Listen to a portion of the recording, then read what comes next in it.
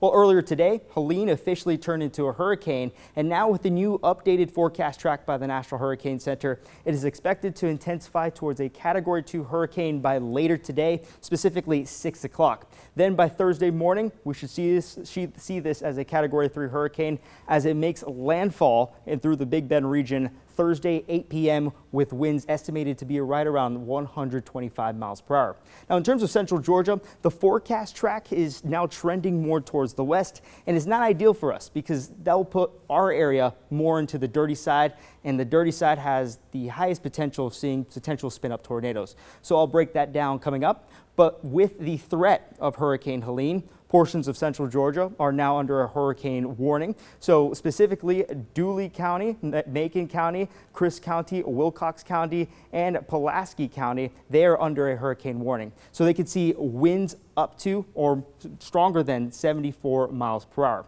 Now we also see a red shaded area. That means a tropical storm warning. So winds will range from 39 miles per hour to 73 miles per hour in the shaded areas. Then the northern counties, they're under a tropical storm watch, so they could see tropical storm force winds. It's more of a chance, but places under a warning, they will see tropical storm force winds or hurricane force winds. So here are the headlines as we approach the arrival of Hurricane Helene. We're expecting this to be a low-end Category 1 hurricane as it moves through central Georgia. But the biggest thing that we're trying to hone in is what side of the storm we're going to be on. Now, the National Hurricane Center's forecast track puts us more on the right side, but we'll see that the models, they still have this more in the left side. So there's a little bit of uncertainty, so I'll break it down coming up. But overall, Helene will be a large storm with widespread impact. So we can expect winds, heavy rain,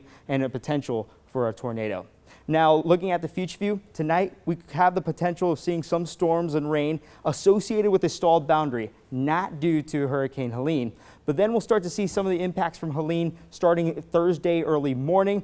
Think of it as bands of rain, continuous rain, and we could also see some lulls in the rain as well throughout Thursday. Then Thursday late night, that's when we could start to see the eye of the storm approach. And with the eye of the storm approaching, we're closer to the eye wall. So rain could be heavier and the winds will be stronger near that eye wall. And then this will happen throughout the overnight hours, Thursday late night into Friday early morning. Then by Friday 7 a.m. to 9 a.m., this should be out of our neck of the woods and we should be completely dry. So looking at the storm outlook for tomorrow, we have a level 1 out of 5 risk for severe weather for the majority of central Georgia, and then we have a level 2 out of 5 risk for our southeastern counties. Now, this is the Storm Prediction Center predicting that these southeastern counties will be in the dirty side, and they have a chance of seeing a tornado. Now, if we look at the future view tornado parameter, this correlates with the level 2 out of 5 risk. We can see those darker colors. That means an increased chance of seeing a spin-up tornado, meaning that Storm Prediction Center and the National Hurricane Center are confident that the southeastern counties will be under the dirty side of the storm. Now, in terms of the wind gusts, I think this is the thing where I have my attention towards. The winds will be the strongest near the eye of the storm. So throughout Thursday, it will be ranging from 10 to 15 miles per hour, a little breezy. But once we get into the overnight hours, once that eye approaches central Georgia, we could see wind gusts ranging from 50 to 80 miles per hour, especially in the hurricane-warned places. And as you can see, places on the right side of the eye wall, they also have higher wind gusts, so 94 miles per hour in Vidalia, 75 miles per hour in Dublin, 52 in Macon. Now the thing is, don't get too locked into this model because now we're starting to see the eye of the storm or the hurricane move more towards the west. So the eye of the storm could be more to the west, and it could put a lot of places in central Georgia on the right side of the storm. So still a little bit of uncertainty there. We have a flood watch starting today and into Friday due to the continuous rain. I think the rainfall totals will be higher if you see rain tonight. So the northwestern counties, they have the highest chance of seeing rain due to that stalled boundary. That's why you're seeing values such as 9.7 inches in Thomaston. But for the majority of central Georgia, I think we could see 5 to 8 inches of rain in the next 2 days. So we have a weather impact alert for tomorrow, and this extends for Friday morning. So here's a recap of what to expect. So heavy rain leading to a flood risk. So a lot of the streets, they could potentially be flooded. So if you're driving, the water on the streets will look shallower than usual, but they are actually deep. So don't attempt to drive, just turn around and be safe.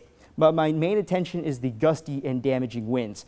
Places under the hurricane warning, so the southwestern counties, they can see winds over 74 miles per hour. So that could definitely down power lines and trees. And then if we're on the places on the right side of the storm, so right now, most likely that'll be the southeastern counties, they could see a spin-up tornado, but generally these tornadoes associated with a tropical system, they'll be weak and short-lived. If you lived through Hurricane Michael, you would know that the tornadoes will not be as strong. But anyways, stay alert, especially in the overnight, for the warnings during that time.